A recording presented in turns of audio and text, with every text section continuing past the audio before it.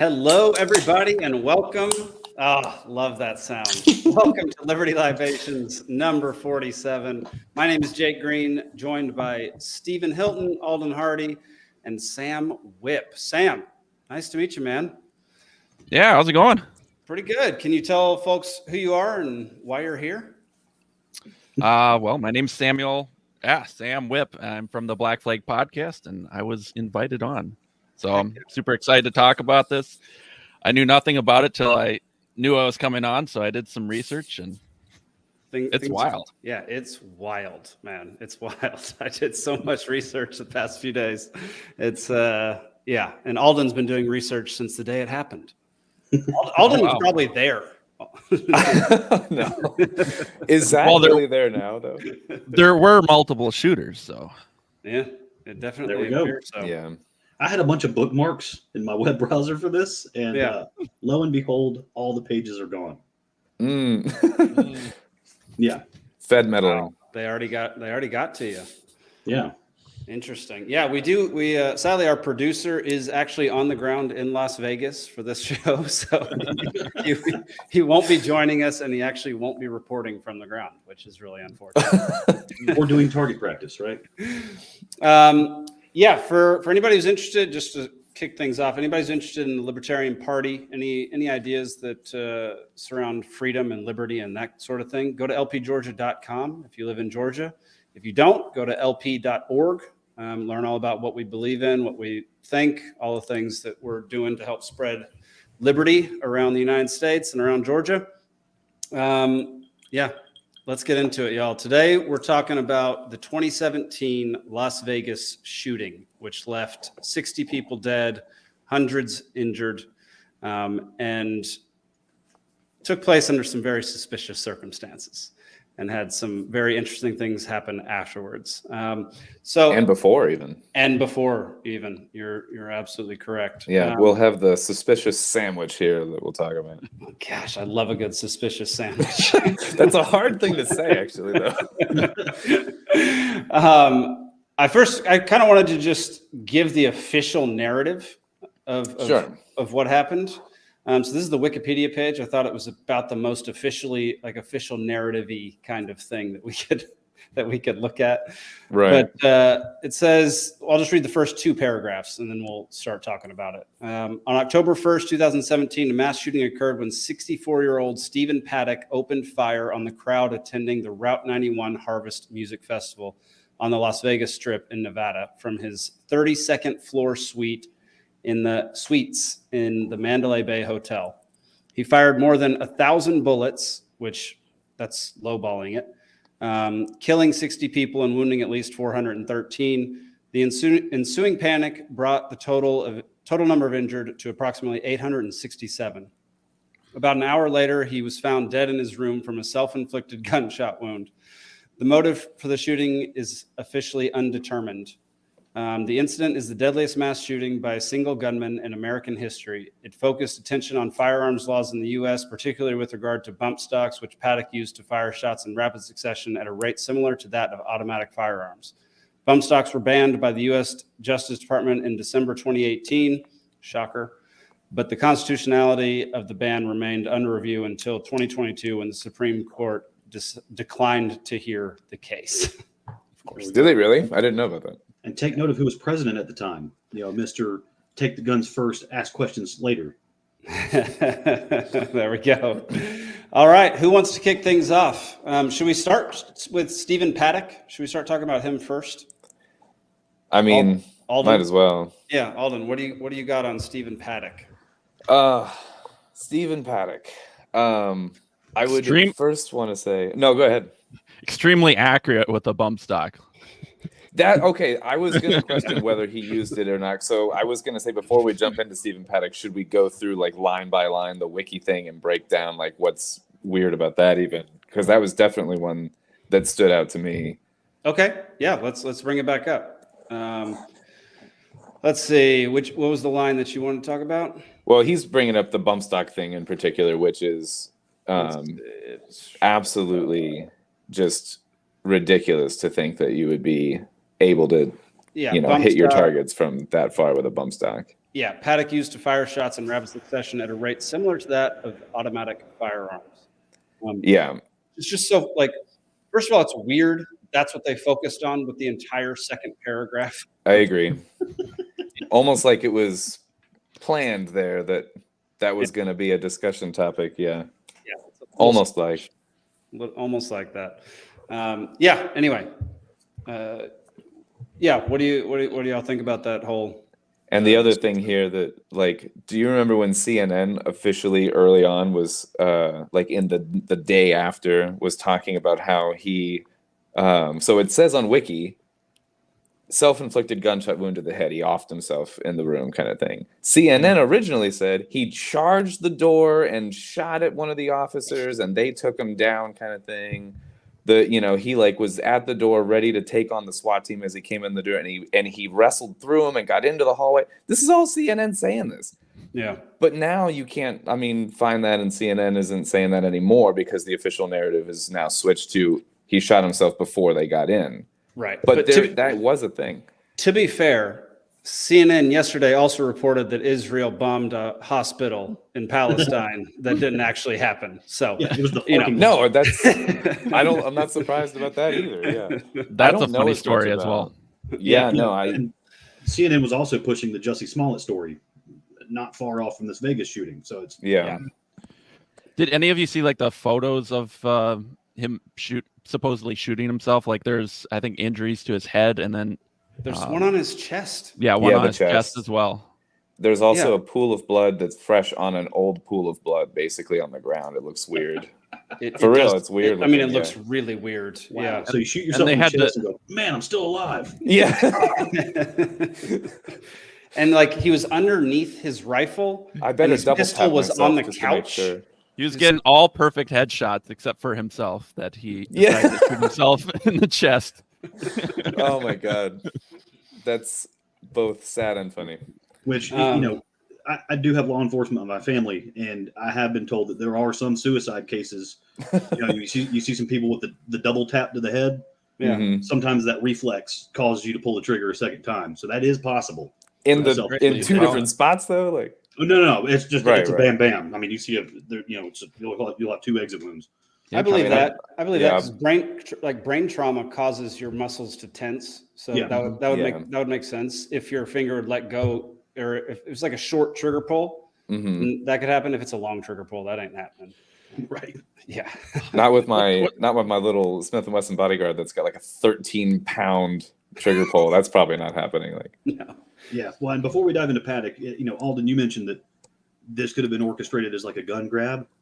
It could be that, but it could also just be that there's just this maniacal cadre of gun grabbers to the side, just waiting for any news story to latch onto. We have a culture of that kind of just waiting in the wings anyway. Yeah. I think there was multiple reasons why this happened, and I think some of it is policy. I think some of it is money. I think some of it is, man, it gets weird when you get into the Saudi Arabia side. I think it was a botched assassination. Saudi Arabia. I didn't hear that. Yeah, that's what I was saying when you get into the Saudi side. We'll get there. That's why I said teaser. Yeah. Sam, it looked like you were about to say something. Did you have something to input? No. Okay, cool. So this came out earlier this year. Here we go. FBI documents give new view into Las Vegas shooter's mindset. I can't wait. This is from the AP. I just want you to take a breath before you read this idiot. I haven't seen this one. The high-stakes gambler who carried out the deadliest mass shooting in a modern American history was apparently very angry over how the casinos were treating him despite his high roller status, according to a fellow gambler. And I kid you not, that is the premise of this entire article. Wow. Is that the only motivation that they can release and that they've found through these documents that the FBI released earlier this year was that he was upset over the casinos treating him poorly. That's it. That's what we're gonna. That's it. Wow. Okay. They have no motive. What are the 3 things to really go after somebody for a crime? It's motive, means, and opportunity. You have absolutely zero motive for this crime. So, like, why? I guess the biggest question for me is like, why was he there, and why is he the scapegoat if he is in fact a scapegoat? At one point, they tried to say something about him being like a Trump supporter because Trump, was good for the stock market or something about that, even though anyone that knew him was like, he's not even a political guy. And then I'm like, why would you go, shoot up a country concert if you're a Trump supporter? That doesn't make a whole lot of sense. Like that's so the motive thing has just been stretched so thin across this, and they've been rubber banding it with just trying kind of throwing noodles at the wall to see what'll stick, because there isn't one that we've seen, honestly. Not that I can tell. Yeah, no, I've not been able to tell anything, any type of motive that I could like think of. I've not seen any proof that he had any type of motive whatsoever to do this. And I should have brushed up on. There was so much to this, I couldn't brush up on all of it. But I remember seeing, I've got in my file somewhere like a report where he apparently said that like the FBI or the CIA or someone can like make him do things or something, like some MK Ultra type weird statement that he apparently made at one point. I need to look into this before I officially say this. So I'm going to see if I can even find this actually. I was It's actually super just weird. pulling that up as well. Awesome. If one of us can find it. He apparently told people around him he was a government experiment and would often lie in bed moaning and screaming in mental anguish. Okay. Yeah, that's weird. Holy mother of mercy. So in my opinion, that makes more sense is if any of that is true. If it's not true, he's insane. Mm-hmm. And if it is true, then that's all the motive you need. Is if you're an MK Ultra monkey, then you don't need a real motive. So Well, and They it's did weird. say They Go did ahead. say he went into like an insane asylum or something, but like everything is redacted, so it's like impossible to pull. It's just it's like a mess. Yeah. No, it's A lot is redacted. I mean, so and it much. is weird that since the Aurora shooting in particular, we've had 4 or 5 mass shootings where the guys were claiming to be under some kind of government mind control, including James Holmes. Yeah. And to steelman that argument, like it could legit just be crazy people who are paranoid. That's why I said and think that they are. Yeah. So like either way, that is an argument, and it's not the fun argument. No, but I tried it's an to argument. pad with that it's possible, but again though, with motive, if that's true, then what motive do you really need to find if someone is truly insane? Then Correct. To be fair though, like descriptions from his girlfriend did not make him sound insane. No. Descriptions from like fellow gamblers and like people who knew him, right, did not make him neighbors sound and whatever, crazy. and no. Well, he was a millionaire too, wasn't he? Yeah, I mean, he lost like 1.5 million to casinos over the. Like, I need to lose some IQ points to get rich, I guess. Yeah.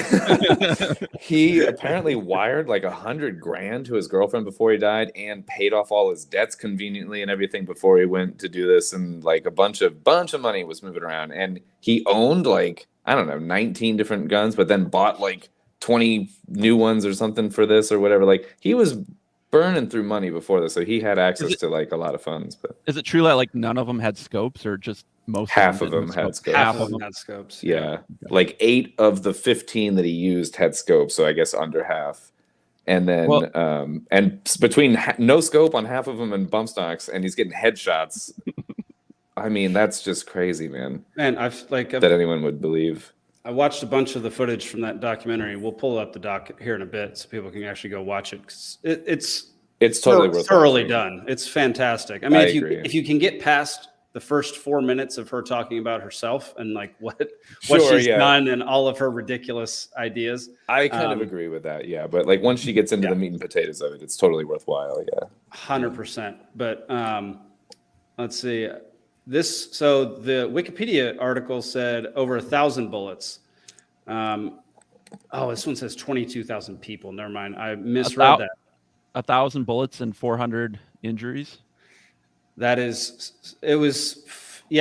I guess that makes sense. Hit. But at that distance, I mean, those are Hall of 60 Fame numbers. killed.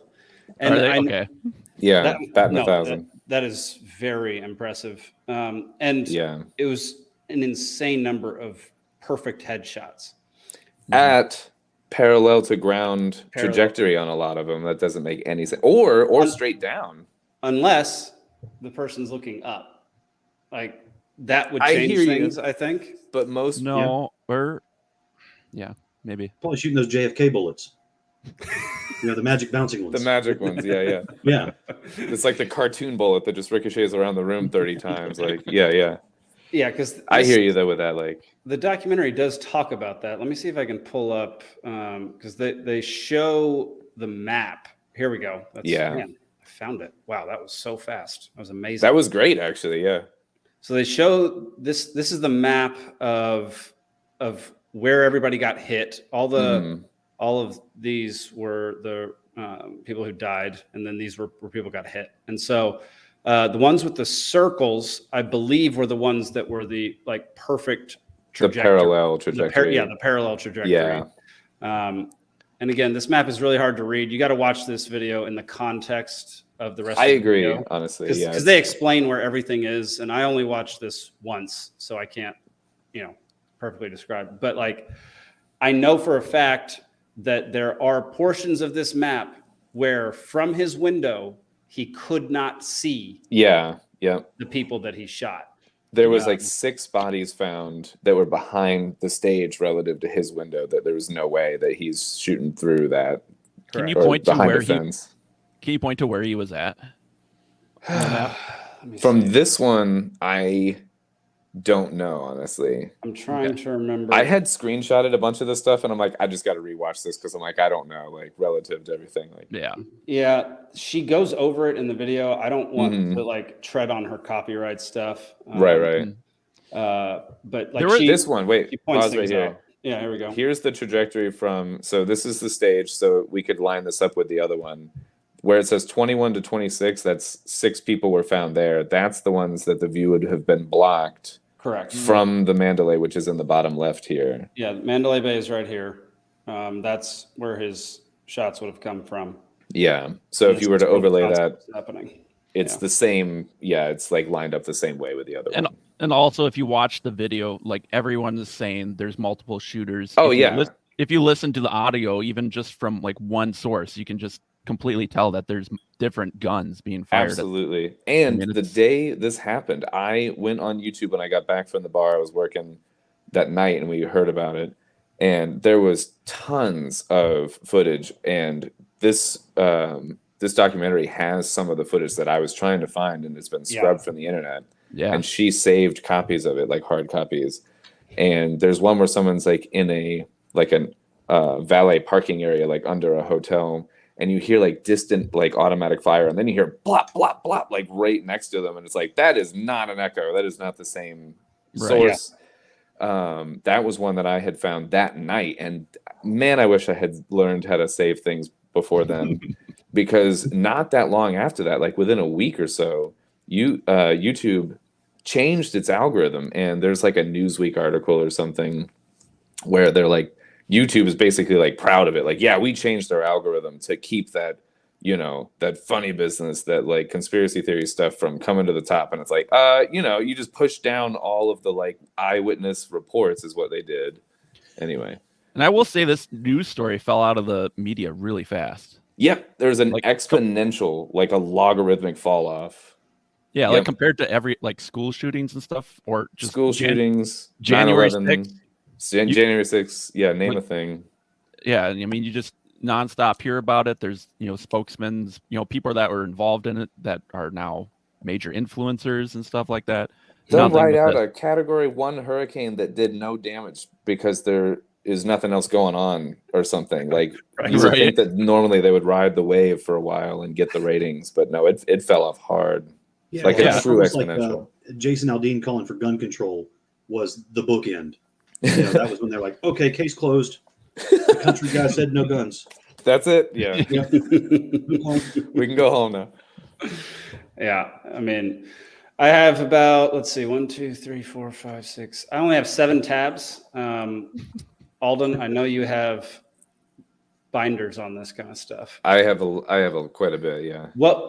What's the most interesting thing that you like connect with as far as this whole? Like a standout thing or something kind of like Something that people wouldn't necessarily think about or even recognize. I find it interesting that George Soros shorted MGM $42 million 2 weeks before. I find that interesting because George Soros is a prick and he's involved in every fucking thing. And he's shorting or has put options or whatever, basically betting against MGM. And what is MGM? MGM is the company MGM Resorts that owns the Mandalay and yeah.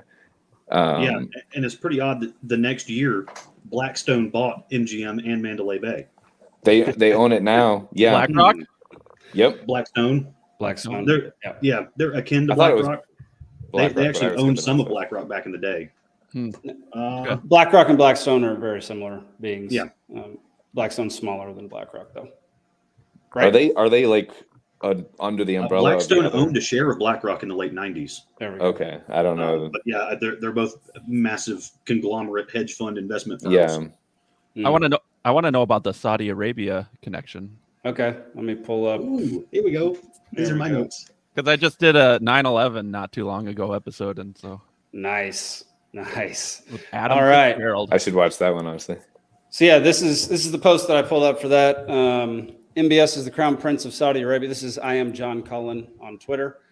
MBS is the Crown Prince of Saudi Arabia, Mohammed bin Salman. The Las Vegas shooting was an assassination attempt on his life. Stephen Paddock didn't shoot anyone. He was the first to die. And he did a whole video on it, which we're not going to play here because it's 33 minutes long. So you can go watch that on your own.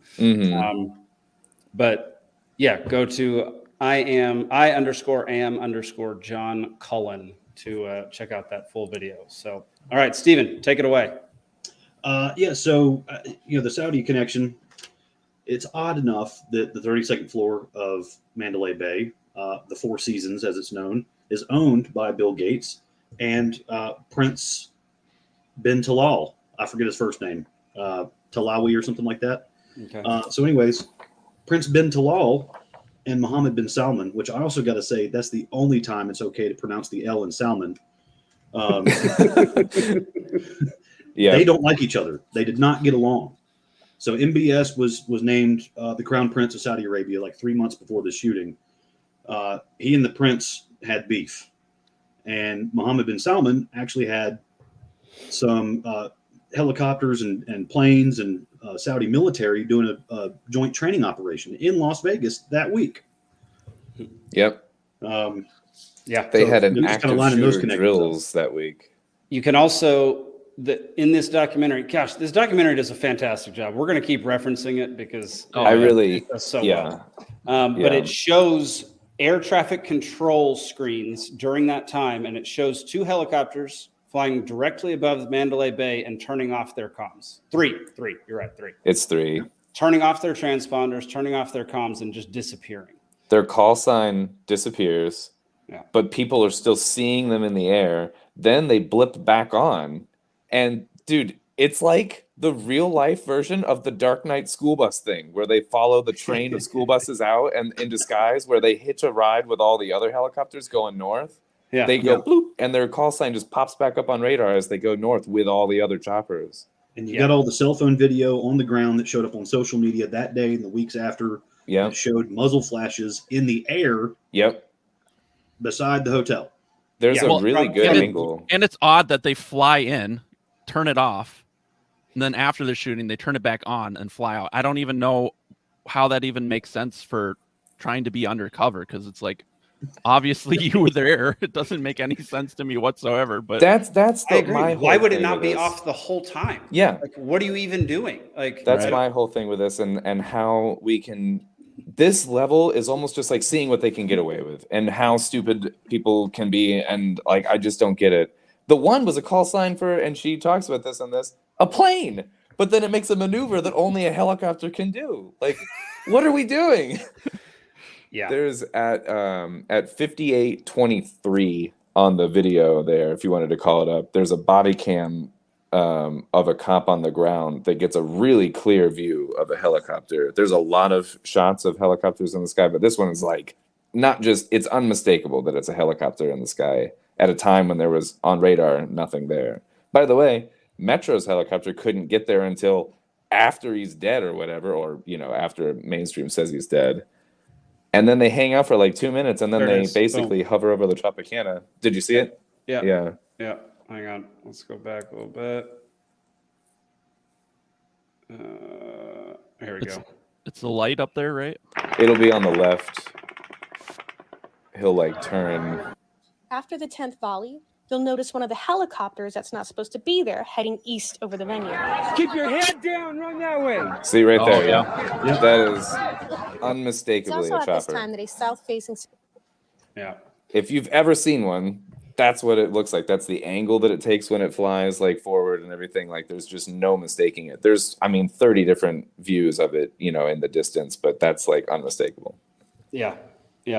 Steven, let's go At a back time when it's not on radar, like. Right. I mean, that's the weirdest thing. And I don't even know, like, I wish we had like a military guy here to talk about something like that. Because I know nothing about like military operations or like what they do when they're doing training exercises, or if there could possibly be a legit explanation for that kind of behavior. But it seems very suspicious. It's super suspect. There's a lot that goes on. Have you seen the whole thing where they talk about the Maverick like landing pad area, and then also the Sundance one? Mm-mm. And then the 911 calls out of Sundance where there was like a hostage situation, and the cops and the media, they declined that all of this happened. There was hundreds of 911 calls around the city for other things this day, and they're like, no. The Luxor. Yeah. Everything was just going ham all at once. Yeah.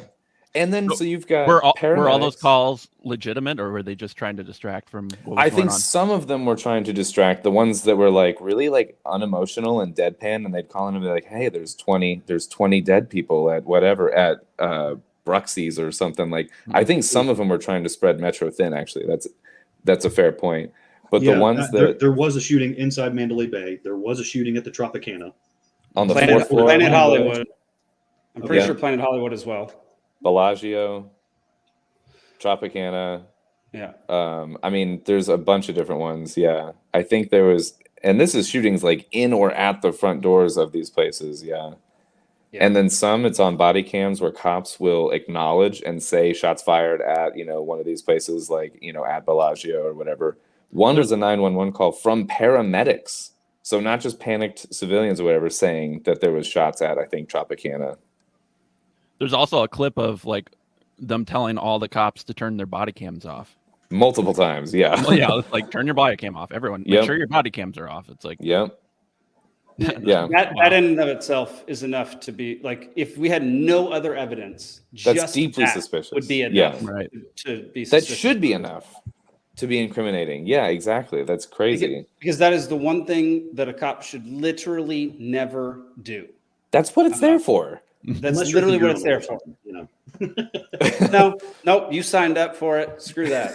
Keep your body cam on. There we go. Well, you take a leak. There was, So talking about the police, though, it's also Yes. interesting to note the captain of Las Vegas police at the time was the chief of police in Lahaina, Hawaii. Really? I didn't know Yes. that. Yep. That's interesting. Yeah, Really? he didn't just disappear. He went to another chaotic scene in the country. Mm-hmm. Yeah. Yeah. They tend to get around, these people. Yeah. I Yeah, mean, there was some repeat names in this one. it's weird, man. That in and of itself is all. I mean, just half this stuff is weird, and like you can stack up a whole bunch of suspicious things with a whole bunch of events that had no real alternative like motive or anything like that. But man, the sheer number of things involved with this one really Mhm. makes you like actually sit back and think about it. Oh yeah, Nikki, my wife, knew a few people that were at the concert. Oh, And really? I tried to get them to either come on the show or talk to me, but they were traumatized to the extreme. And I understand. have no interest in talking about it. So I understand. Yeah, It's easier for me to talk about it. I was not there, and I can kind of Right. like armchair expert, like theorize it with a beer in my hand. And I want to be sensitive to the people that truly were there. Oh, for sure. Like, and one of this person's questions was like, is this like a conspiracy theory kind of thing? And after that, they told me that they didn't want to come on, and so That's fair. that I may have understand. also been the reason. Which We're not theorizing. We're just analyzing. That's all. we're doing. just Analyzing. That's Like, all we're doing. Yeah, Alden loves analyzing things. Yeah, you know it. No, I wish that there weren't such a stigma around like things are branded as conspiracy theory or whatever. And I'm like, I'm just trying to get to the bottom of it, and there's some fishy shit. But Well, it doesn't help that there's videos about crisis actors and stuff like that. They'll Yeah. talk about the shorts, shorting the stock market, and then they'll talk about crisis actors and stuff like that. I didn't even watch the Stu Peters stuff, but I'm sure that's all garbage as well. So I mean, they're scrubbing everything, but then they're making sure that if you do really, really look into it, that you're getting fed pure garbage. So I think there's certain instances where like the crisis actor thing comes up for me. This wasn't one of those for me. This didn't seem like, I'm not saying that it's not possible that there was one or whatever, but it just doesn't strike me as like necessary with that much pandemonium going on to really even need crisis actors when there are shots everywhere, thousands. I mean, they were casings everywhere. Like they were saying no one died. Oh right, no, that's just like crazy. That's there were people on the ground saying no one was dying, that people are just laying there, but like they don't know what's going on. Like no, that's too far, man. That Right. gets to a point where I mean, then I understand when people get pissed off at people that say things like that, because that's I'm saying that's outlandish. That's and I would be careful about just throwing things like that out there. But there's also I've found nothing to support that that no one's died. I've looked into this extensively, and that is not the case at this point.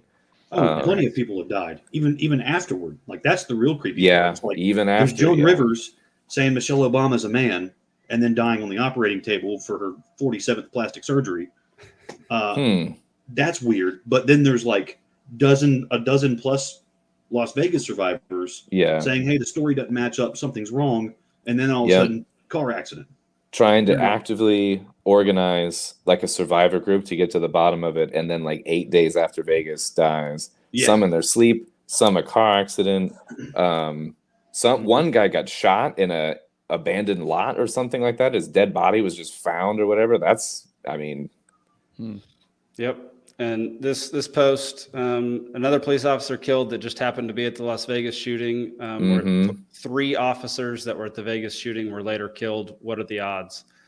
What are the odds, honestly? Like between the cops after the shooting, No, cops and survivors, but both sides, like cops that might not be like quote unquote in on it, and survivors that are just trying to piece it together. Go ahead, Steven. Well, because like the cops that breached the room, their body cam footage that got released, they're saying there's no broken window. Yeah, they're yelling in the room. Window. Not broken, not broken. Yeah, and then like an hour later, they find the manager of the hotel security hiding in another room. So then they detain him because they're like, "What's going on? Why? You're the head of security. Why are you hiding in this room?" Is this the Jesus guy? No, that got shot, or Jesus Campos. So he got shot 6 minutes prior. Yeah. Then he led the police to the 29th floor, the wrong floor. Because Paddock was on the 32nd, or at least, if you're to believe the official story, that's where the shooting came from. Paddock's body ended up on the 32nd. We'll say, yeah. Right. But then Campos leaves the country. Where his body was, where his body was, the window wasn't broken? Not originally. Okay. Yeah. Wow. When they went in, there was like supposedly 8 people that went in. Then we were only given the names of like 6. There was 2 that were like excluded from the report. And of those 6, there was 1 or 2 people with body cams that were actually on, and we only got those views. So there's like 5 people that don't have body cams that are there. And they go in the room and they yell, we've got a curtain open, window not broken, not broken. They keep repeating it, blah, blah, blah. Yeah, here's some shots from that. That's a shot. They sure Those are everything shots that happened on Metro 5's helicopter cam that night. Those are shots after helped load all the gun cases at their own Paddock was service killed. elevator. Yeah. But they By sure the way. wanted us to know that he was dead and the case shut and closed by purposefully leaking out an immediate photo of a fresh blood stain on top. There's the bloodstain thing, which is just another detail, maybe, but yeah. There's Yeah. I mean, that's always an interesting one. You just don't know what it actually looks like. You know, you're not there. So like, it's the conglomeration of all these things that. So knowing that, was there a shooter from the building? I honestly Top of a really drywall? wonder. Huh? Well, there's videos that got How shown did they get later underneath? showing muzzle flashes from two windows that were not the room Yeah. Paddock was in. Yeah, like one above and one No, so below. far behind his head. Oh, It there's was the It was like There's either the side bullet- of it. Okay. there's the bullet wound in his chest. There's no Yeah, yeah. you saw the red spot on his chest there. Yeah. Yeah. Yeah, and then the coroner clocks his time of death at noon the next day. Yeah, noon. That might just be standard procedure for like if they don't know the actual time, they just assign it to. Well, noon. and they had to sue Later to on, get they that report. Yeah, and they said they had it within a 3-minute time span in one of the reports of Yeah. when he actually died. Well, Yeah. they had to sue to get the coroner's report, didn't they? Yeah. Yeah. And there was a call from the guy that I think he was on the 21st floor, but his room was directly below the window that got shot And he out or reported the whatever. explosion and glass Yep. falling. Yeah, Yes, but it's like 11:30 at night or it something. was an hour after, Yeah, an hour and And 15 he- minutes after.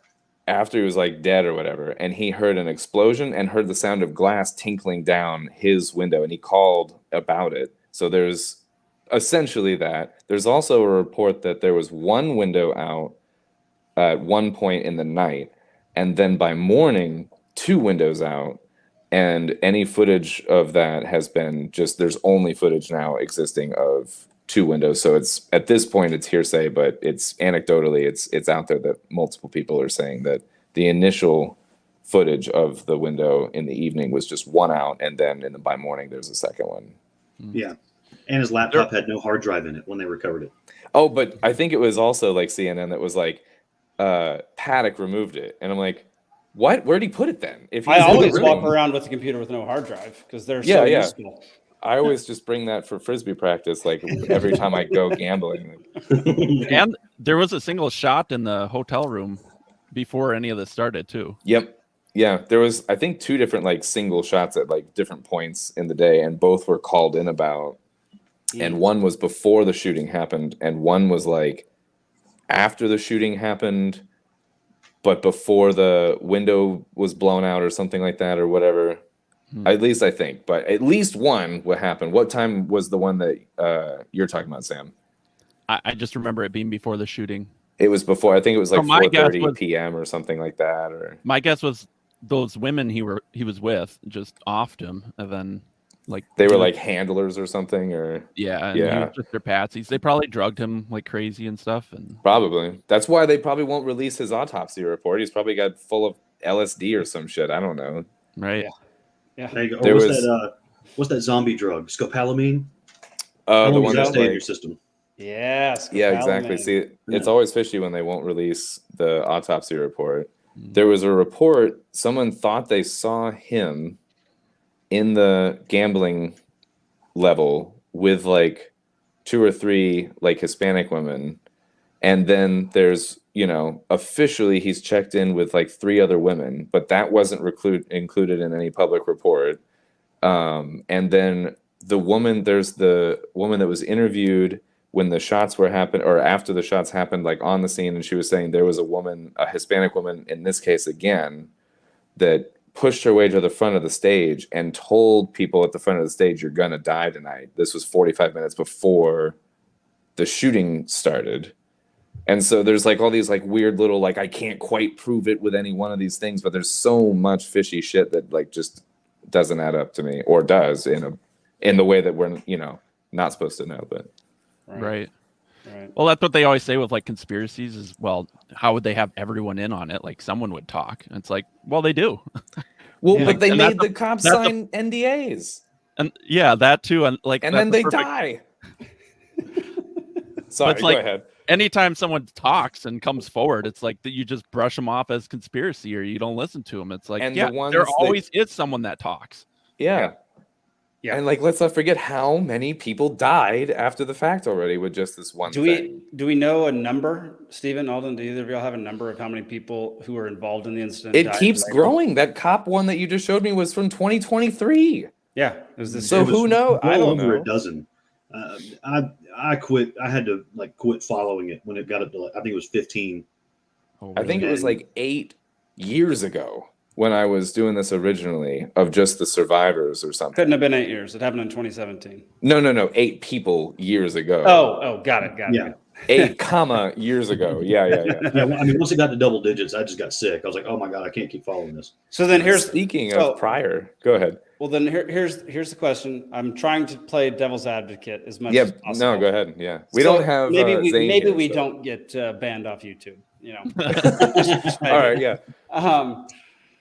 There were 22,000 people at the concert. The idea of, let's just say it's 15 now that have died who were talking about it or just somehow involved in it. Okay, so the statistical 15 to likelihood of 20. The that. statistical likelihood of 15 to 20 people dying in But 6 years is pretty 5 of them were like within a 2-week window. Yeah, I was going to say That's more suspicious. there was double digits within 6 months, and it was Yeah. anomalous deaths. It wasn't like, you know, Like a, yeah. No, a few of them were within 8 days or something. Like it this wasn't was like, you know, they died snowboarding or something crazy like that. It was like they were One- doing social media posts about, Yes. like, you're not being told the truth. We're going to find out the truth. We're going to get Yes. the truth out there. And then car accident. So the one, what's his name? Let me see if I can pull it up here. Yeah, Alden, pull it up, buddy. The one that died that was shot in like an empty lot, he posted on Twitter the day after. So he survived, and he was saying that he was being chased down by 2 men with guns and that he was lucky to be alive. Okay. Then he dies in a parking lot. Then post-mortem, Twitter bans his account so that no one can see his post from the event, which is in real bad taste when this guy just died. Right. Real That bad was taste is an Danny understatement. Contreras. Yeah, seriously. Well, I That just was- looked it up too for just reference. It's 13 deaths per 100,000 officers is the average. Okay, that's just officers.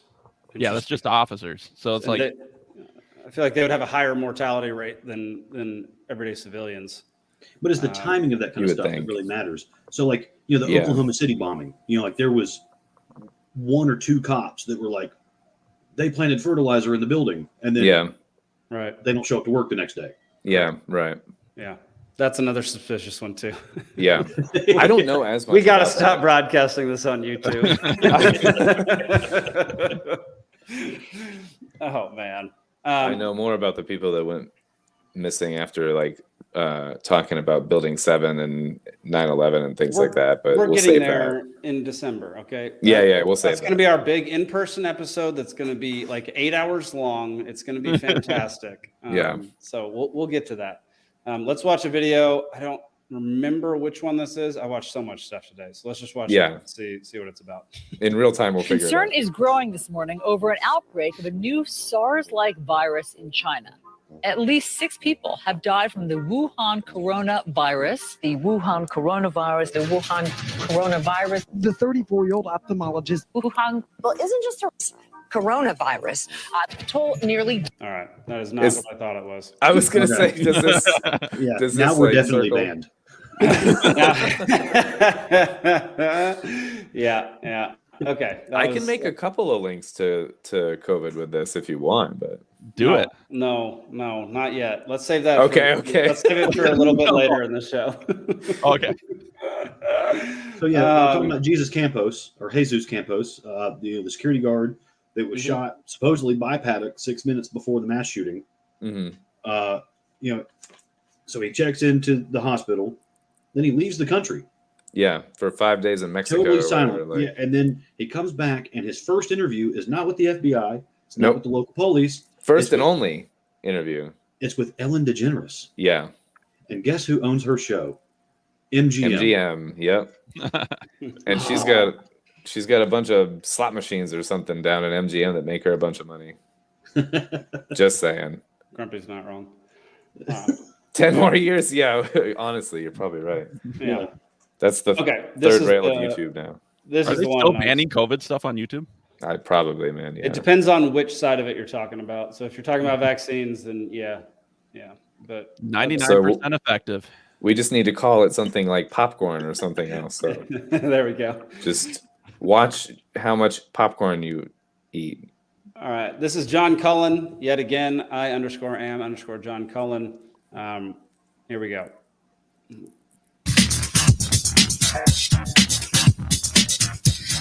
Ooh, loud. And then helicopters started coming around the hotel, and they shone their lights right on, like right where I was sitting, right on me, and they blinded me with their beams. It was so unbelievably certain that it was coming from the helicopter because it was so close. And I remember thinking, why is it that close? Oh my God, I think the shooting is coming from the helicopter. Just in that moment was so certain, just not a doubt in my mind that there was shooting coming from the helicopter. So the net of it is there's a whole bunch of Saudi trainers in Mesa, Arizona at the Boeing Helicopter Company sitting on the tarmac. And we've been training their pilots in the United States for years. So in your opinion, the shooters were Saudis. Obviously, the people in the Boeing site know exactly what the hell happened because they couldn't have been. Think it happened and then the Saudis came back and said, now you're going to shut your mouths? No, I think what happened is you've got a bunch of Saudi pilots, right? You've got Saudi pilots that are training at Boeing and McDonnell Douglas Aircraft, which is across the street. McDonnell Douglas Helicopter was across the street. It since has been acquired by Boeing. And they're training in AH-6Is, they're training in Blackhawks, and they're training in Apaches. There was another interview where a guy said that he would hear shots around him. They were over back by like the back gate or something. And then he saw a black helicopter with black curtains and all that or whatever go around back behind the Mandalay. And then when it circled back, the shots would start again. And there was that pattern. And he was talking about the circular motion of this and like when the shots would start and then stop and start and stop or whatever. I didn't know if that was going to be in there or not, but. And I remember listening to one show that had, he was, I don't know if he was a Navy SEAL, but one of our military celebrities, Craig Sawman Sawyer. I think he was involved in the Bin Laden raid or something like that. But he was real instrumental in rounding up pedos and stuff. He was one of those that supposedly when Trump got in there, brought this little task force in and said, go get them. But anyway, he was doing a tour of shows and he was like, listen, they call me Sawman. He's like, that's an MH240. I know what they're shooting. Yeah. People that know. This is a country concert, man. Like people know what guns sound like and what helicopters look like. And like, yeah. Seriously. I'm sort of joking, but like sort of not. Like these people. No, but he was saying that was, a lot of the, from the video, from the police cams, from, the crowdsourced, cell phone footage going on social media. He was like, that is a belt-fed, fully automatic weapon. Yeah, he's like, that is nothing a civilian can just go by. It's not a bump fire. Even just listening to it, the fire rate is crazy fast. Yeah. I thought that I was on like 1.5 or 2x speed when I was listening to it a couple of times. I'm like, oh no, that's just the flat rate speed. It's like, like it's a full-on like howitzer speed. It's crazy. Yeah. It's not bump fire, man, and it's too consistent because bump fire jams up and it's so stupid. Honestly, bump fire is dumb. And I said the wrong combination of letters and numbers. It's M249. Sorry, I don't know. Not forgiven. You gotta go. Yeah, you're fired. You're fired. There we go. Fed. Oh, nice. There we go. Did you get to this point? And she talks about this in her documentary as well. That the cops guarded the parking lot and the like festival grounds for months, and then in December it was repaved the whole thing, so you can't go through and look at bullet trajectory marks and everything. That gets us banned right there. Well, yeah. I mean, it's the same kind of thing that in 9/11 when they were like, get that steel out of here, send it to China in like a week or whatever. Like it's the same thing. You're covering up crime scenes. Or in Waco when they just lost the door and got rid of it and stuff like that. Yeah. It's dispose of this evidence, please. Like, well, and it's funny you mentioned that because a judge actually ordered the Mandalay Bay to quit destroying evidence. Yeah. Well, why did they have to do that? Yeah. Because that was one of those. I mean, like Dan look. Bongino was flipping out about that. He was going on all the shows, all over TV, and he was like, "Hey, man, something ain't right here." Yeah, they got one Seems good like, you know, judge. my I time guess, in the to work Secret on it. Service tells me they're in on it. Yeah. Goodness gracious. The judge that worked for MGM that was trying to, because MGM sued the victims to basically establish a case where they would owe less money, basically, right? They tried to set the legal precedent, and they sued the victims ahead of time, basically, because they knew that they were going to have to reach a settlement with them at some point. The judge, rather, on the side of MGM, was, what's her name, Tagliati or whatever, who was, hold on, let me make sure I get this right. Yeah, Jennifer Tagliati, okay, is the judge in the MGM settlement case, is the daughter of the vice president of security and surveillance of MGM Resorts, George Tagliati. Get the fuck out of here with that shit. Like, if that's not a conflict of interest, I don't know what is anymore. Like, repeat that one more time. Repeat her relationship. The judge, Jennifer Tagliati. They did what? Presided over what? Presided over the MGM lawsuit where they were suing the victims of the shooting, okay, to establish basically a precedent to pay out less to them in settlements, was the daughter of the vice president of security and surveillance of MGM Resorts at the time. And I will repeat, get the fuck out of here.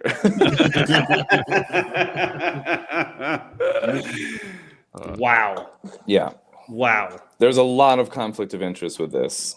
A lot of bullshit. A lot of familiar names. Those aren't familiar to me. But like Michael Chertoff comes up in this again, who I don't know if anyone remembers his name, but... Go into it. This is what we're here for. Go into Chertoff. So Chertoff, the Chertoff group, and Michael Chertoff himself. This is a cluster. I don't even know where to start. But, okay. Do you know about the whole anonymous 4chan user thing too, that like warned about this and warned about the Chertoff group and said that he's like, there's going to be a false flag attack in Vegas. They've got Vegas on their minds, and he was about 3 weeks early, but he basically predicted this. And he said that the Chertoff group was involved, OSI and or whatever, in the Chertoff group. Okay. Michael Chertoff is George W. Bush's former Secretary of Homeland Security and a co-author of the Patriot Act, okay? One of my least favorite people. I have a long list of least favorite people, but he's on there, okay? Dick Cheney is on there. He's on there. These are some of the worst people. George Soros is on there. Bill Gates is on there. And not Dick Cheney, but all of those other people are involved in Dick this Cheney as well. is a Sith Lord. If you can live in your heart outside of your body. If you can still call it alive, he's still alive. Like, it's crazy.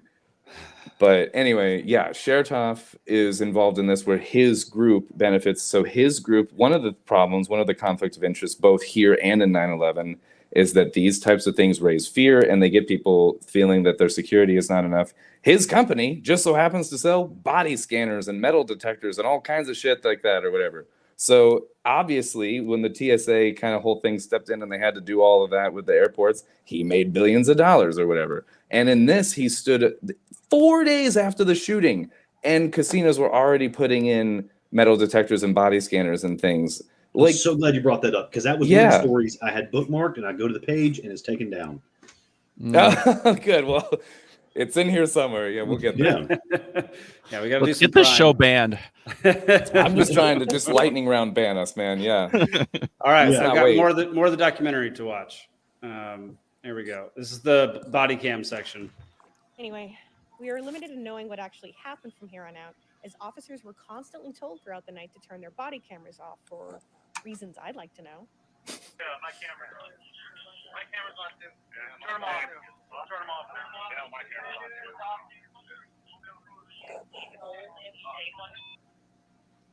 That's what I like to hear. Yeah. Well, and why the hell do they have an off switch? SWAT took down the shooter. Right. With CNN even going as far as to claim that Paddock tried to fight his way through officers and even shot one of them before they were forced to kill him. Because journalism. Perhaps he had taken his own life at the very moment the SWAT team was making entry into his room on the 32nd floor. Now they've clarified that point. They say that as the SWAT officers actually broke it, the gunman charged them, made it through the door, struggled with the officers, and was able to get off at least one shot, wounding one SWAT officer in the leg. and they wonder why we call them fake news. He was so apparently suicided. Everyone except the canine officer Oh, here's the leaves their brief. body cameras off, and the LVPD had to be sued to even release that in full. Let's see why. Is this where the smoke detector goes off? Yeah. Wait, now the fire alarm goes off, but not when 1,000 rounds were getting shot off in the room? Weird. But okay, let's see if there's anything else weird going on. Yeah.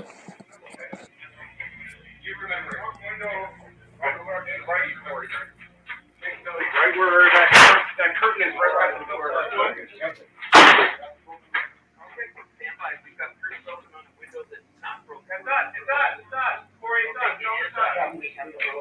Insane. The guy that, Corey that that he entire just team said. right there is going, what's going on right now? Well, just to steel man this, those bump stocks can go through windows without shattering them. with no scope, perfect headshots. Yeah, absolutely. Yeah. 1,000 rounds. Yeah, totally. Yeah. The Corey guy that he named was like, Corey, it's not broken or whatever. Like that guy wasn't even listed as one of the members of the team that breached. So his name is named. There's two people that are named there that are known to be there that they're not officially listed by the LVPD or whatever to have been there. Was he suicided? I have no idea. I've not followed up on that, but I don't do think we know so their last specifically. names, Alden? I do somewhere. Keep talking. I'll find it. Can't be that many Corys in the Las Vegas PD. Yeah. Totally. No, definitely not. Yeah, and I want to shout out this filmmaker. Corey Mickelson and Brett There we go. Brosnahan are the two that are there Okay. but not there, you know. You keep chatting. I'm going to look it up. Yeah, those are the two that are there. They named the other ones that are there, and it's a weird thing that they keep saying the SWAT team, and I think there was only one SWAT officer, not a SWAT team. There was one lone SWAT officer, and there was two canine guys without their dogs. It was kind of a weird ragtag group or whatever. Do you know about the whole? SWAT's kind of like it's a weird designation too, because it's you've got your SWAT team, and then they'll have HRT, hostage rescue team. They have all these various teams that that's one of those ways that everybody's like, oh, well, it was a SWAT guy, and like that's how they poo-poo it, because it was just like, well, no, he was on HRT, and it's like it's the same thing. You guys, okay, right, yeah, just in the. I just feel like there's more and more reasons to not like country music too. I listen to a lot of stuff, but I honestly can't really get into country. Just as a side note, but maybe like old school like country. It's like, okay occasionally. I can do like old school stuff. Yeah. I can't do the new stuff. I don't know what it is. I can't do the new stuff either. New pop country is my hell. And in the wake of this, so you had Jason Aldean doing his obviously compulsory video of talking about gun control, but then Tim McGraw has always been on a gun control kick. Really, he says it in most of his concerts. It is kind of interesting they didn't get shot too. Like you think they'd be an easy target, right? Yeah. Yeah, seriously. So Corey Mickelson, SWAT came up with nothing. And same with Corey Mickelson, Las Vegas Police Department came with nothing. Interesting. I'm searching on Brave. I don't know if that means anything. But yeah, I mean, I'd have to do a lot more research, and it would take a lot longer than just this. So I don't know. Yeah. Well, and then earlier when I said it was Paddock that was in the Four Seasons, it was actually the 37th floor is the Four Seasons. I'm looking at my notes now. The 37th floor is the Four Seasons. That's the part that was owned by Bill Gates and the Saudi prince. I know that he actually had one of the windows broken. So yeah, I mean, it was above and below, but it was also like on either side of Paddock's room. Yeah, it was like a few floors above and a few floors below where the muzzle flashes were coming from. Okay, yeah. I know Bill Gates is partial owner. I don't know what floor, what room, or how they divide up the ownership with that kind of thing. I mean, but I'm really focused on Prince bin Talal. My mic went out for a second, but Jake, did you hear when I said it's Mickelson, Mikkkelson? Mikk. If it helps there. Well, let's find out. Mikkkelson. Mm-hmm. Yeah. Yeah, and I forget the stats too of exactly how thick and heavy these windows are. I mean, this isn't they're something where you can hurricane grade. Yeah, so it's not something where you can just like oh, I want to feel the wind tonight, and just you would need a special hammer, which apparently was said before there's any reports about it. And apparently that Brian Hodge guy, that Australian guy, was talking about before that was released to the public, before the hammer whole thing, and before the photos of the crime scene with the hammer, just the hammer conveniently just like laying there in the glass or whatever. The glass that was, I don't feel like there in the body cam video, or I heard people crunching all over it. You know what I mean? And like they said, the window's not broken. I didn't hear glass. Anyway, then it appears there later. But the Brian Hodge guy was talking about that and talking about multiple things that like was not released to the public yet or whatever. And then he goes back to Australia and then basically talks up a big America should get rid of guns game or whatever. Side of the festival grounds, which is behind a long privacy wall. They were not sure how to blow in, but intentionally in those early interviews mentioned very specific details about the shooting that weren't known to the public at the time. He knew a special hammer was used to break the hurricane-proof window in the room. So there wasn't no doubt. He actually came. He checked in the hotel on Thursday. I was going to say the same. Came with a specific hammer that's designed to break that glass. It can't be that specific. I've got one. I have one literally in the garage. It can't be that specific. And then actually shoot out through the glass that way. So cracked a massive big hole in the window pane. And much like the FBI and LVPD would falsely push, he also claimed Paddock checked in a Mandalay Bay on Thursday the 28th, which is interesting because, number one, he supposedly just checked in himself the night before, so it's not like he ran into Paddock those days earlier by accident. And two, the real check-in date was actually on the 25th, which for some reason, Lombardo decided to lie to the public about during a press conference the next day, even though dispatch logs showed he 100% already knew the real check-in date was the 25th, and that there were 3 other women other than the girlfriend registered to his room. Hodge also assumed the security guard that walked down the hall was shot and killed, which, given the amount of bullets that came through the door, was shocking he wasn't. Hodge also manipulated the GPS on his phone that day to hide his whereabouts both before and after the shooting. He lied about hiding in the bushes as officers clearing the area never saw anyone in them. And he also posted what many have dubbed a trophy photo of him at the crime scene. Listen to this interview he gives to the Australian press less than 24 hours after the incident, where he's so enveloped in pushing the narrative that things, aka gun rights, need to change in America, that he prematurely reveals knowing almost exactly how many guns were in the room, even though news stations at the time were reporting less. Time to reflect on it, but one thing that's really kind of come out of this, I think it needs to change. I think they really need to think about it, and I realize that it's not safe. The security here is not great. I've always loved that Vegas is very free. You come here, people have a good time. But last night it really kind of hit me that I was like, I don't think that's the right way going forward. I don't think... free is not the right way. Walk in with 20 machine guns and not get noticed and have scopes in your room set up for 3 days. There were 24 guns found between the 2 rooms, 22 semi-automatic rifles, if you minus the bolt action on the... Yeah. So we all know what happened in Australia with their whole banning of guns and all that crap. Yeah. Oh yeah, absolutely. And then we saw. I will say that to any immigrant that comes here, anyone that wants to visit here from another country, if our lackadaisical gun laws scare you, you know where the plane is because you used it to get here. Yeah. It's interesting too that Australia was one of the more fiercely policed during the whole popcorn lockdown, and then after in the wake of full-on red butter. I mean, it was It was funny. I remember even like Dave Smith talking about them, like how they had such strict gun control, and they're like, he's like, normally that leads to like severe totalitarianism. Like somehow they're not there yet, but they probably will be. And it's just weird. A little bit while later, it's like, holy crap, they went full North Korea and stuff. I mean, it was wild. Yeah, it's a trend, man. Bizarre. Yeah, it is. It's a weird thing. The historical trend of like disarmament and then totalitarianism is like in lockstep, and I don't want to do that. Yeah, let's keep it on track here. Totalitarianism, that's a different topic. Well, in the indirect sense, I think that this is a puzzle piece in that, but we are in the weeds of this today. But I will say it's related in the sense that just to kind of not necessarily connect the dots, but just lay them out there. Mm-hmm. We have a known royal Saudi power struggle betwixt a guy who has his army in that town and his cousin who owns half the building. Mm-hmm.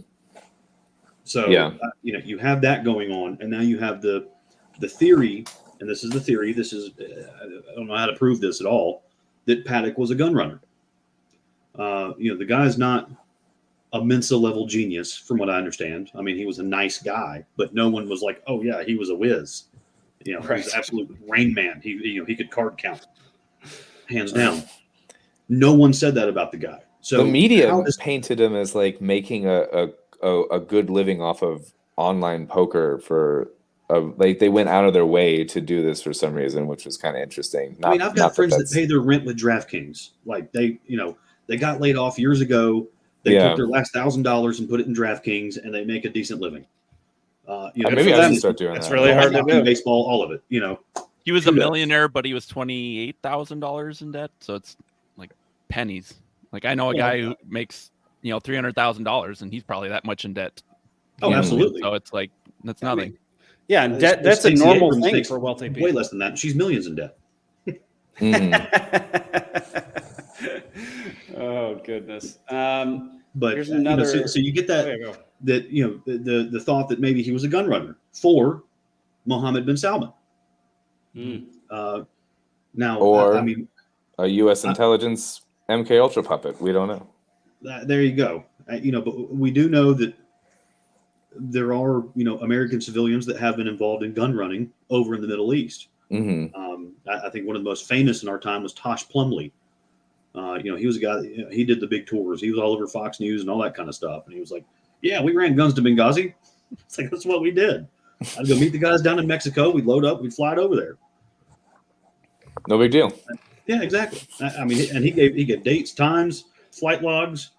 It's like I had a flat rate. There was a flat rate the CIA paid me as a civilian contractor. And as long as they paid me that rate, I didn't care who I was working for. I'd fly a plane. I'd drop off a package, and I'd leave. Now I knew I'd bring opium back. The receiving end, these guys mean they're up to no good. I don't know what I just gave to them. None of my business. Yeah, and he didn't start blowing the whistle until Benghazi happened, and he was like, "Oh, I was probably part of that." So you've got the Saudi side of it is one thing, and then you've got the kind of the weird interlocking with Bill Gates in the ownership of the building, which is one thing. Bill Gates, fantastically well known for his position on a lot of things, including like COVID type stuff or whatever. Have we talked yet about the governor, Ciesieslki or whatever? No. Okay. So I think he used to be like the commissioner or something, but now he's the governor. And he put Jim Murren or whatever his name is in charge of the the Las Vegas or the Nevada coronavirus task force or whatever. So he basically uses kind of like the Mayor Giuliani thing with like 9/11. He like uses this whole thing to become governor. Then he puts in power Jim Murren in charge of the task force or whatever. And Jim Murren was the CEO of the MGM fucking resorts. So it's a fucking circle jerk. The whole thing is a circle jerk. Everyone just is jerking off the person on their right. It's insane. So I'm left-handed. That's bad news. That's bad news for the guy on your left. That's fine. But he also, Jim Murren, sold off 80% of his MGM shares like 2 to 3 weeks before the shooting. Are you kidding me with this shit? Like, you can't make this shit up. Yeah. George Soros shorts him. The guy that gets put on the coronavirus task force for the state, sells off his whole wad right beforehand, and then Ciesieslki, that becomes governor during this or whatever, appoints him. I'm telling you, man, it's double fisting dicks right now. Like, it's just insane. Well, and that's what Barry Goldwater warned us about, the interlocking corporate directorships. Yeah. That was the whole MO of how they take over. Yeah, and then swinging door between the private and public sector too. Yep. It's revolving insane. door. Swinging door, revolving door, closet door. Yeah. For anybody out there who didn't know that this isn't a family-friendly show, I think you're well aware now. Thank you, Alden. When I get mad, I get, I don't know, vulgar. I don't know. That's true. Yeah, that's true.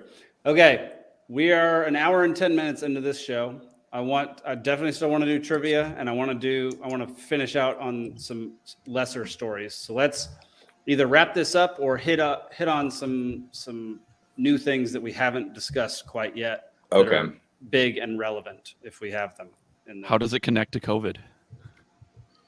I mean, in the general sense of just putting people in charge, at least, that are that's true. Clearly involved and clearly dirty, and it I would say that this is something that gives it kind of taints the image of the mainstream COVID safety push or whatever. Like when you have people like this that are put into positions of power to basically say a certain thing, that are clearly involved in a circle jerk with this, and are just buddy mob level politics, put into power by playing ball, then if you didn't already question the mainstream narrative on the approach to COVID, I would truly implore people to look into how many people that were like used to be CEO of Pfizer or on the board of Pfizer or something like that, that then are trying to implement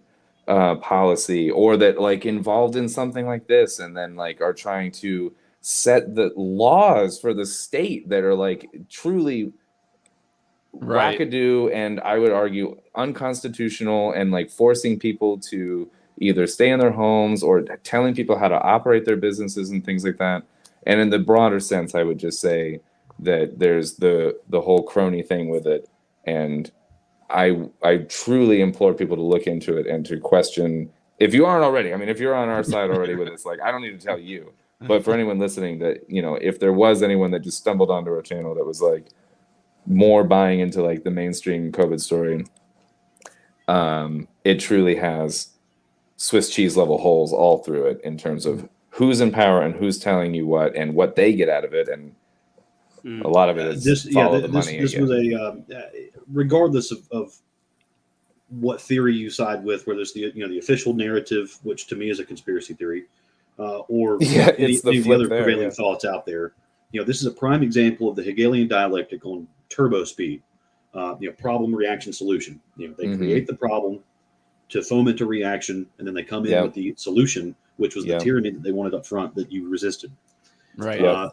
And which in this case might be gun control, and in the case of 9/11 is the Patriot Act, and they always have a real quick solution. Congress never moves faster than when it's a problem that basically. That's exactly right. That's exactly right. And when our rights are on trial here for some of these natural disasters, or national tragedies, whatever.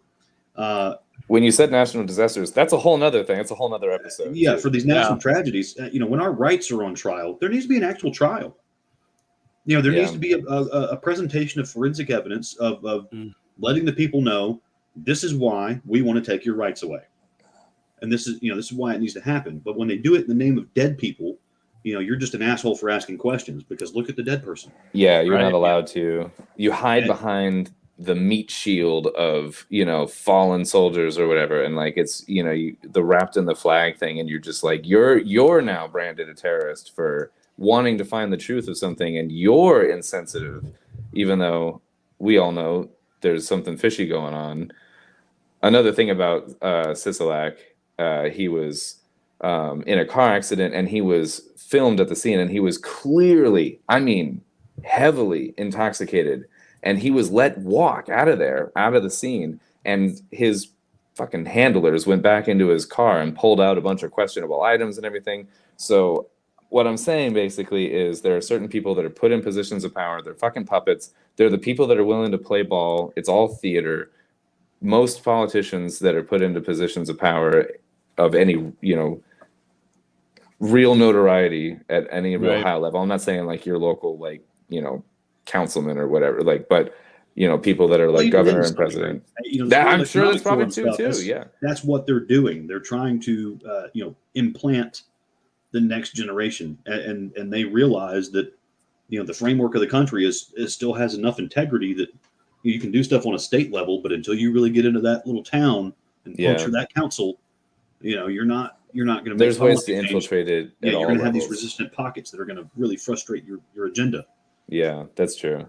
But my big thing with this and like with the Las Vegas shooting is like how the system works, and it's the same. The Las Vegas shooting is not. I'm not just saying the same as other shootings. I'm saying it's the same as other events. I'm saying it's the same as COVID. I'm saying it's the same as 9/11. I'm saying it's the same as wars. I'm saying this is what we're basically been given. Like, here, eat your cookie, eat your news cookie. This is what's going on, and there's all this other shit that's going on, and there's hundreds. I mean, 800 plus 911 calls over the city about different things, and dead people and shots fired and everything else, and there's one shooter. Yep. That's the story. And I'm like, what are we talking about? One shooter with this? Like, right. And then people that are like, oh, we were running from multiple shooters down on the street over by the Flamingo or the Tropicana. They're dead now.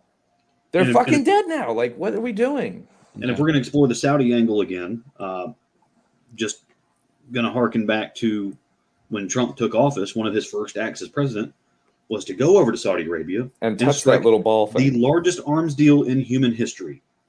Oh, yeah, the right. Saudi government. Yeah. With the stated purpose that Mohammed bin Salman was going to be crowned Saudi king. Mm-hmm. And they're all, you might have seen the photo, they're all hovering around the Palantir one night. Yeah. Is that what it's called? They're all putting their hands on the glowing orb. It's the glowing ball thing, yeah. Yeah. What the hell was going on with that? What in the pagan ritual was that? That's what I was going to say. It looks like a ritual. Yeah, and then the next thing he's at the in Israel touching the other wall and stuff like that. So like, he's just going and touching a bunch of sacred things, Yeah. And then he gets grubby hands on it. Next to the church with his Bible, Yeah. Are we sure this isn't how COVID spread? Just him going and touching a whole bunch of different things. Oh yeah, that's great. What's your favorite Bible verse? All of them. It's all of them. So, if it was a power struggle, that was this was all armed and funded by us. Right. Yeah. Yeah, it is interesting with like all this stuff. If you take one event like this, you just go all in and learn as much as you can about it. It's like it just opens your eyes to all these other events that happen. It's like, oh my gosh. Yeah, they all strain together quite nicely or quite scarily, however you look at it, Right. But the more I look into these things, they're not isolated events. This is like to be expected. This is how this goes. I am rarely surprised anymore by anything because I'm like, oh no, it makes sense. And I'll be honestly, next it's going to be a UFO attack on fucking DC or something. And I won't be surprised. Like and it won't be UFOs either. But all right, we're gonna wrap up on this topic. Stephen, I'm gonna have everybody give one takeaway that you got from doing research or whatever. So, Stephen, what's your takeaway from our conversation, or what you think about the? So, my takeaway is just what I was saying earlier was, if your rights are going to be on trial for something, there needs to be an actual trial. They need to actually make a case.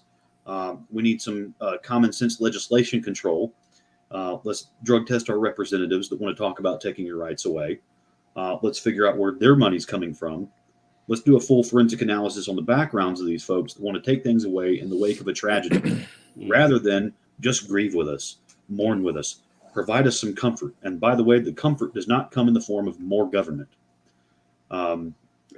This was an absolute tragedy. Whether it was just Stephen Paddock alone, or whether it was a Saudi power struggle, or any number of other things. Whatever it was, people are dead, and it's freaking terrible. But that doesn't mean that I don't get to own a pistol. Right. Mm-hmm. Right. All right, Alden, what's your takeaway?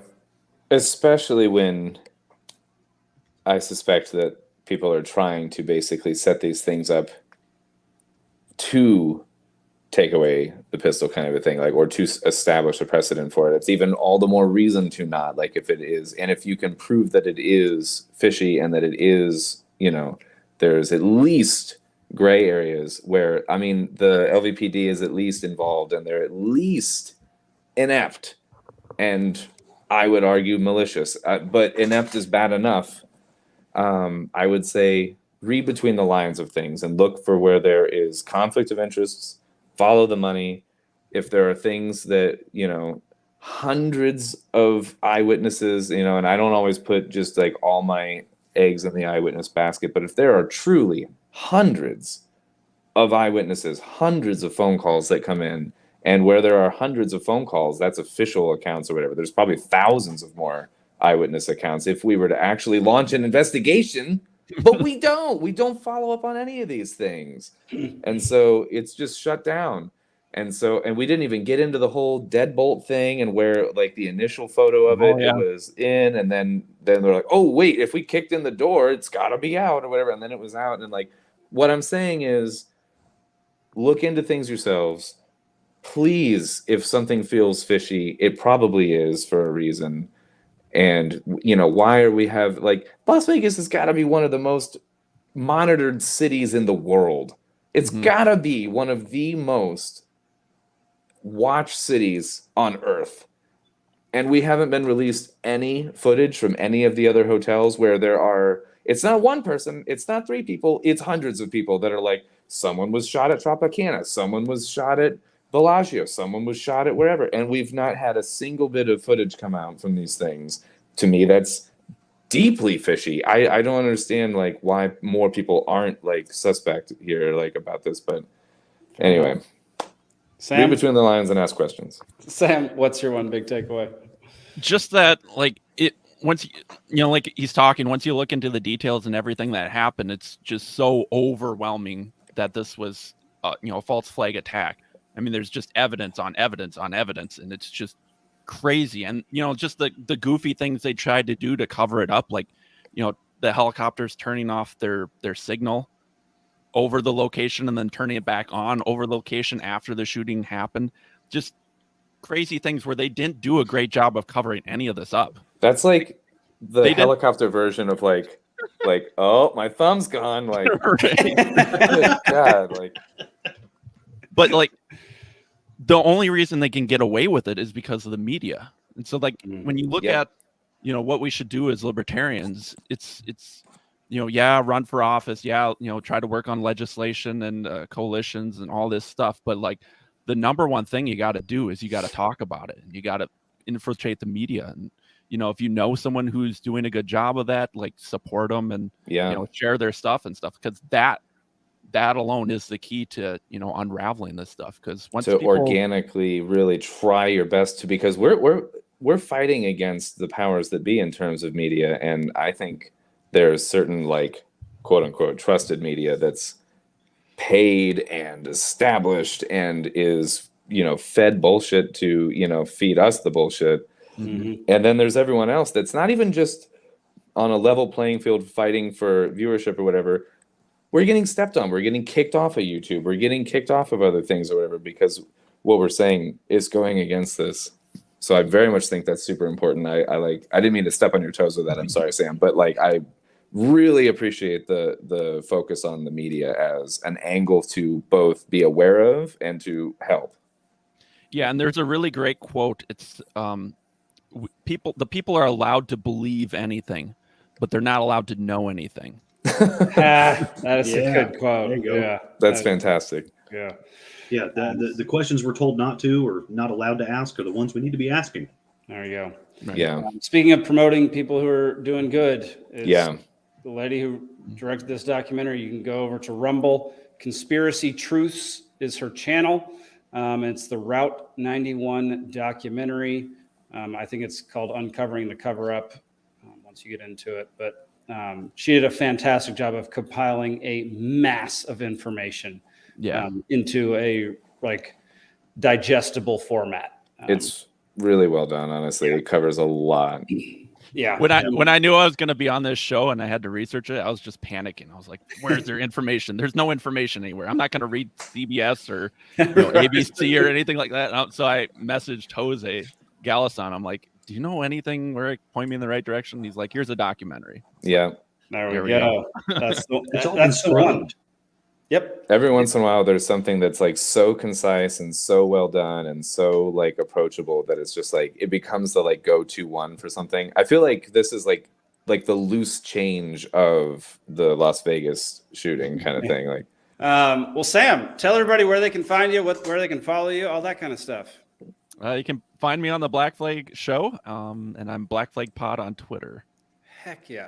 Sam, appreciate you joining tonight, man. It was a blast. This is the greatest podcast ever. I had a lot of fun. You are welcome back, my friend. Yeah, man. It's good having you on. Yeah. Good to meet you. Cheers, everybody. Alden, Steven, y'all got anything to promote right now? Anything going on? Free Georgia podcast, man. You've been hitting the lick lately. You had Josh Smith. You had Clinton Cowart. Yeah, thank you. These guys are killing it.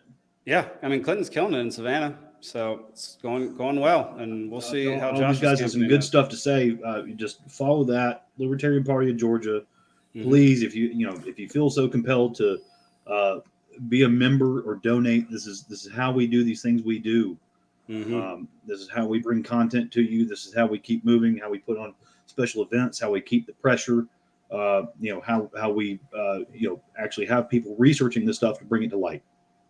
I love it. Absolutely. Go to lpgeorgia.com, learn more, join the party, all that good stuff. And I'm just here to promote. Follow on Twitter at LPGeorgia. It's a good time. Buddy puts out some great tweets. Yes, he does. Yes, he does. Is he in charge of the tweets for the? He's in charge of all the tweets. Yes. Oh, yeah. God. He does the tweets, but I am technically his boss. Okay.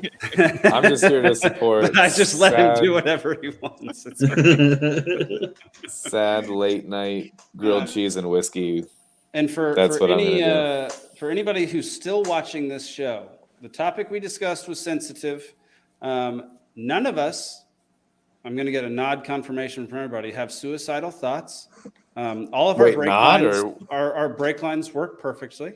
Yeah. Everything's good in our lives, and there's no reason that we should be dying within the next, year. We'll say. No. Hillary's emails are on one of my hard drives. Yeah, but I have no history. Said hard drive is not in my laptop. I just want to announce that I don't go around with a laptop without a hard drive. So if you find that's suspicious, like let's teach people what suspicious means.